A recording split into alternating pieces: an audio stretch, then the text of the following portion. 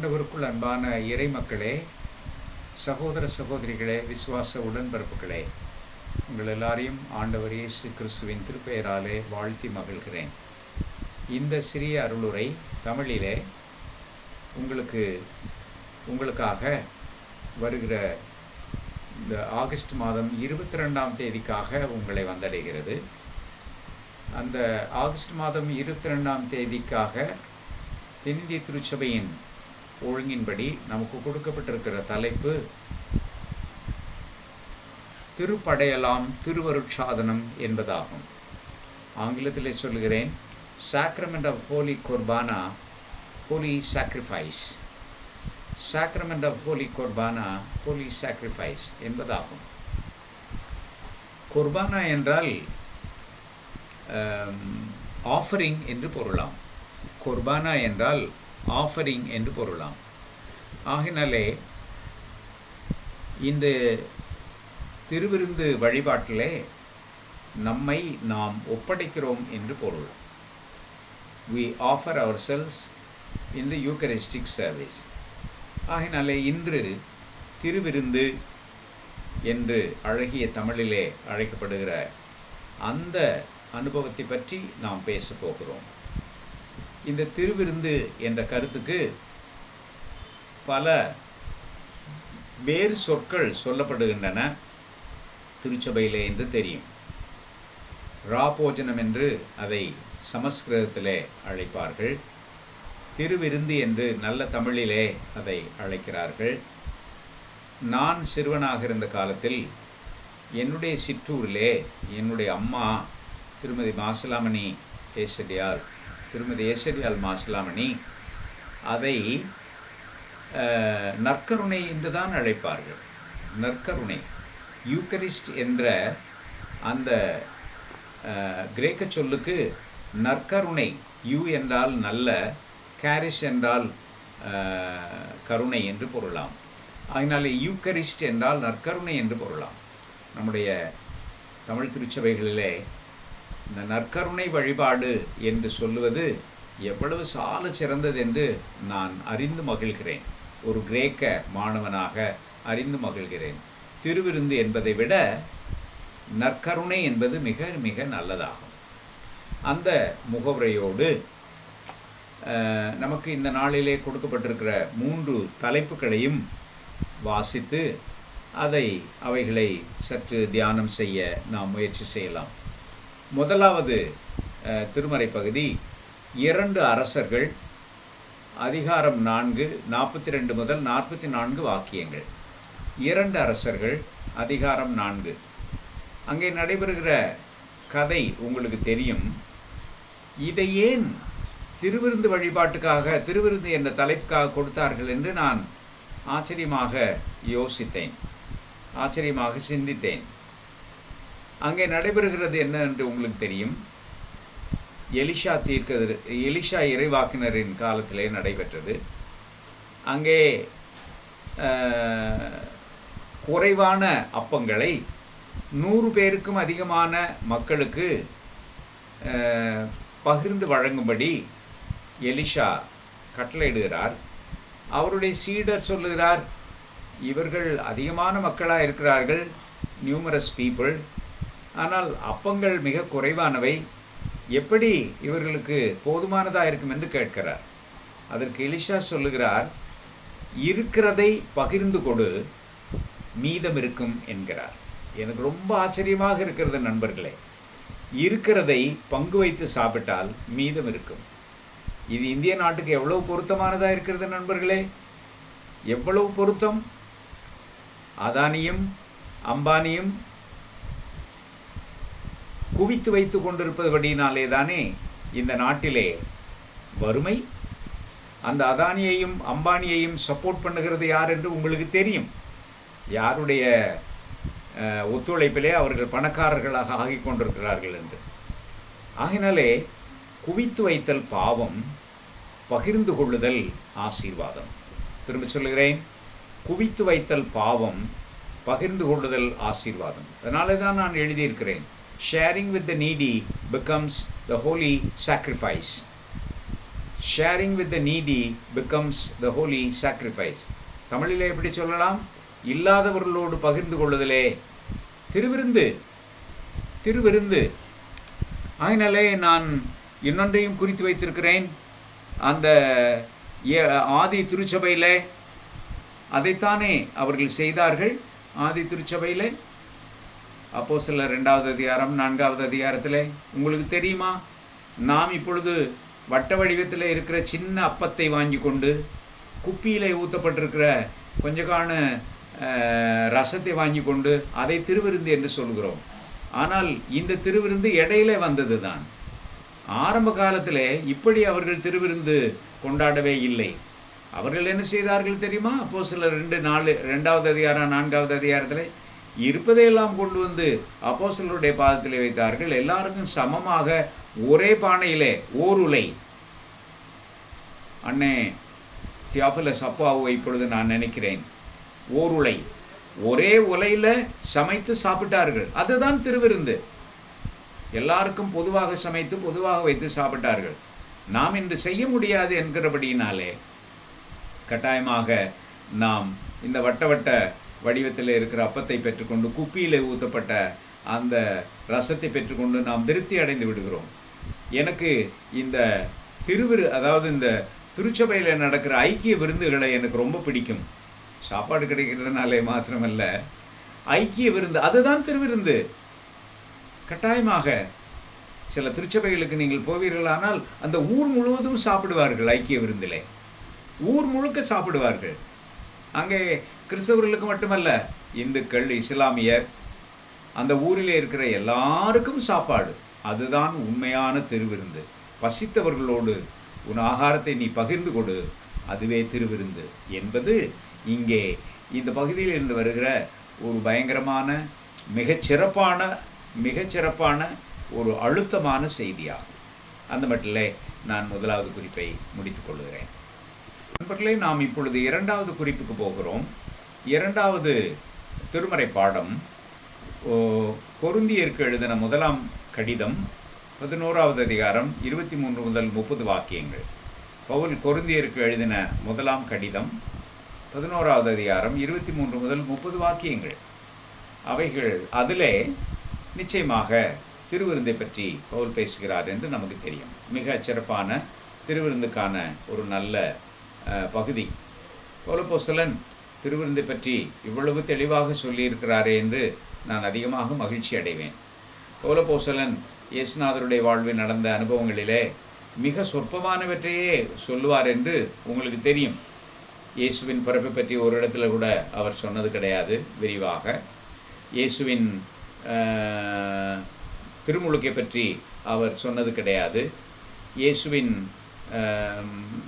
சோதனையை பற்றி அவர் சொன்னது கிடையாது.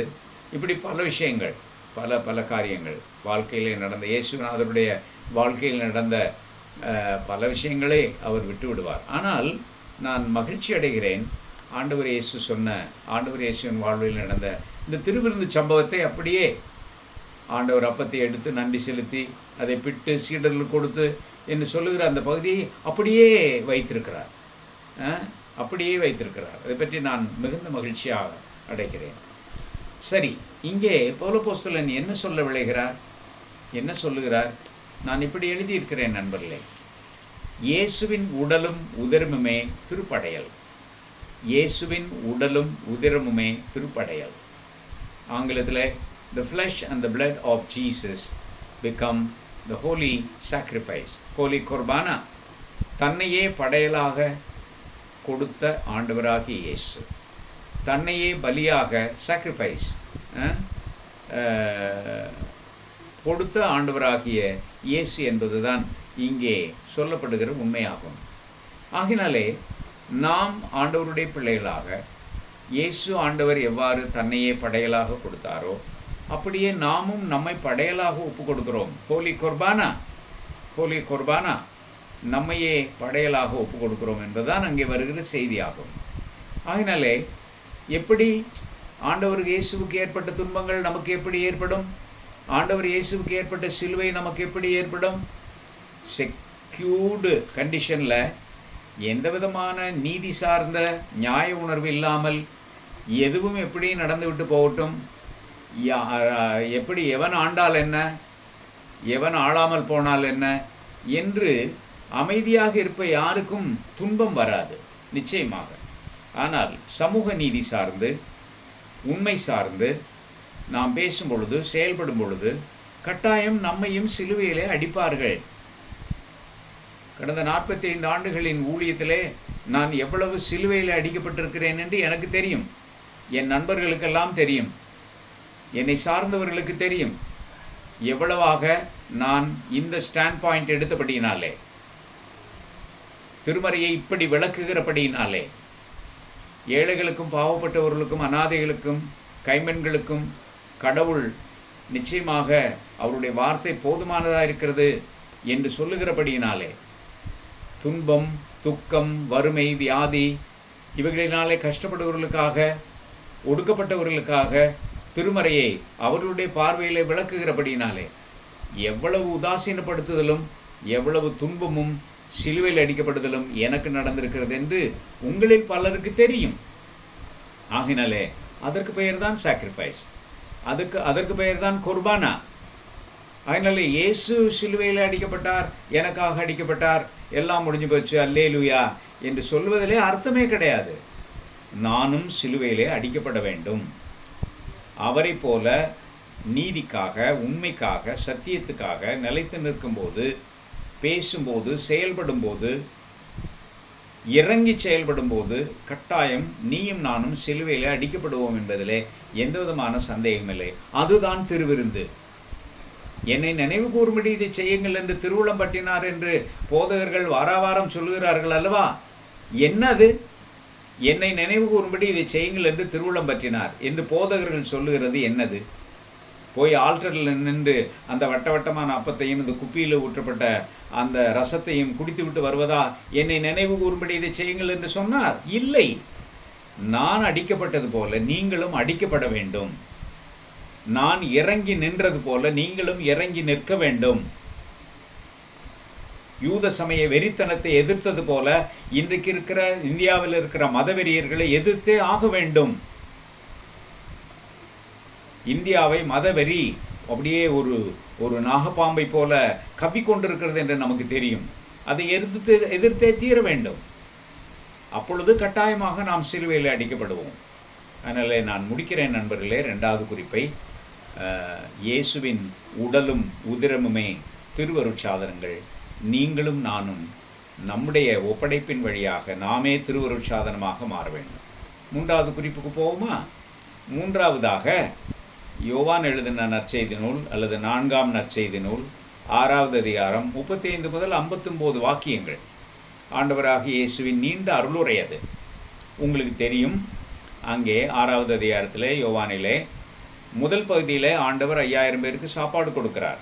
5 அப்பங்களும் 2 மீன்களும். 5 அப்பங்களும் 2 மீன்களும். அங்கேதான் ஆண்டவர் சொல்லுகிறார். அதை தொடர்ந்து வருகிற அருளுரையிலே, நானே ஜீவ அப்பம் அல்லது நானே வாழ்வு தரும் உணவு.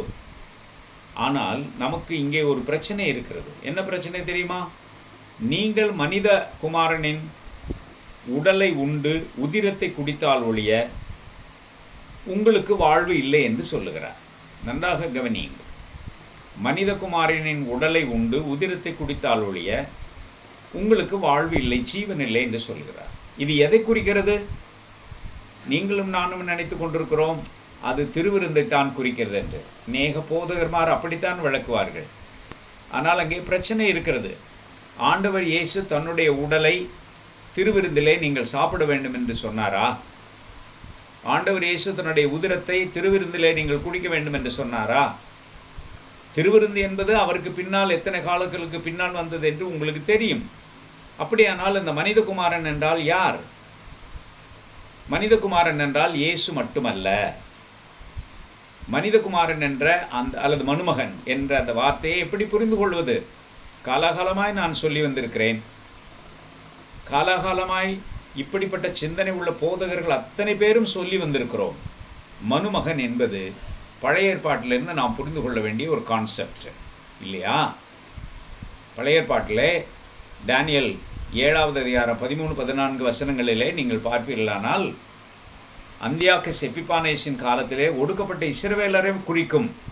திரும்ப சொல்கிறேன், அவர்கள் ஒடுக்கப்பட்ட இஸ்ரவேலரே மணுமகன் என்ற அந்த பட்டத்துக்குரியவர்கள். It is not an individual. It was a son of man community. It was a human one community. இப்படித்தான் இன்றைக்கு மெஜாரிட்டி வேர்ல்டில் இருக்கிற கீழ்த்திசை நாடுகளில் இருக்கிற விடுதலை இறையியலாளர்கள் எல்லாரும் புரிந்து கொள்கிறார்கள். ஆகினாலே மணுமகனுடைய உடலை உதிரத்தை குடிப்பதென்றால் என்ன அர்த்தம்? யாரெல்லாம் ஒடுக்கப்படுகிறார்களோ, யாரெல்லாம் துன்புறுத்தப்படுகிறார்களோ அவர்களோடு நம்மை ஐக்கியப்படுத்திக் கொள்வதில் தான் அந்த மணுமகனுடைய உடலை உண்டு உதிரத்தை குடித்தல் என்பதாகும். திரும்ப சொல்லுகிறேன், ஒடுக்கப்படுகிற மக்களோடு நம்மை இணைத்துக் கொள்ளுதலே அந்த மணுமகனுடைய உடலை சாப்பிட்டு உதிரத்தை குடித்தலுக்கு சமமாகும் என்பதுதான் அங்கே வருகிற செய்தி. அப்படியானால் இன்றைக்கு யார் இன்டர்நேஷனல் லெவலில் இன்று ஆப்கானிஸ்தானத்திலே ஒடுக்கப்பட்டு புறந்தள்ளப்பட்டு சின்னாபின்னப்படுத்தப்பட்டு அல்லோல கல்லோலப்பட்டு நிற்கிறார்களே சாதாரண மக்கள், அவர்கள்தான் மனிதகுமாரன், மணுமகன். எஸ், நேற்று நடந்ததை நான் இன்னைக்கு சொல்றேன். அதே மாதிரி அங்கே பாலஸ்தீனாவிலே இஸ்ரவேலின் முரட்டுத்தனமான புரூட்டல் அநாகரிகமான தாக்குதலினாலே, கொடிய தாக்குதலினாலே கஷ்டப்படுகிற பாலஸ்தீனர்கள் இருக்கிறார்கள் அல்லவா, அவர்கள்தான் மணுமகன். இலங்கையிலே அந்த சிங்கள வெறி அரசினாலே தாக்குதலுக்கு உட்படுத்தப்பட்டு இன்றைக்கும் வேதனையில் இருக்கிறார்கள் அல்லவா தமிழர்கள், அவர்கள்தான் மணுமகன்கள். இந்தியாவிலே மதவெறியினாலும் இனவெறியினாலும் கலாச்சார வெறியினாலும் துன்புறுத்தப்பட்டு ஓரங்கட்டப்பட்டு இருக்கிற சிறுபான்மையினர் இருக்கிறார்கள் அல்லவா, அவர்கள்தான் மணுமகன்கள். காஷ்மீரில் இருக்கிற மக்கள் ஒவ்வொரு நாளும் அப்படியே பயத்திலே வாழுகின்ற மக்கள், அவர்கள்தான் மணுமகன்கள்.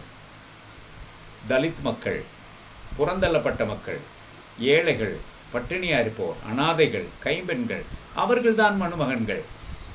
அவர்களோடு நம்மை ஒன்றித்துக் கொள்வதுதான் மணுமகனுடைய உடலை உண்டு உதிரத்தை கொடுப்பதற்கு சமமாகும்.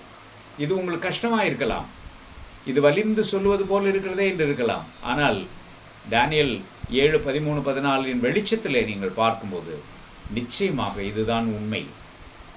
இதை புரிந்து கொள்ளும் கண்களை, தெளிவை பரிசுத்த ஆவியானவர் நமக்கு கொடுக்க வேண்டும் என்று நான் வேண்டிக் கொள்கிறேன். அந்த மட்டிலே நான் முடிக்கிறேன் நண்பர்களே. ஆக என்ன, ஒடுக்கப்படும் மணுமகனோடு ஒன்றித்தலே திருப்படையலாம். 3 உண்மைகளையும் திரும்ப சொல்லி முடிக்கட்டுமா? 1, இல்லாதவர்களோடு பகிர்ந்து கொள்ளுதலே திருப்படையல். 2, இயேசுவின் உடலும் உதரமுமே திருப்படையல். 3, ஒடுக்கப்படும் மணுமக்களோடு ஒன்றித்தலே திருப்படையல். ஆண்டவர் நம்மை வாழ்த்துவாராக.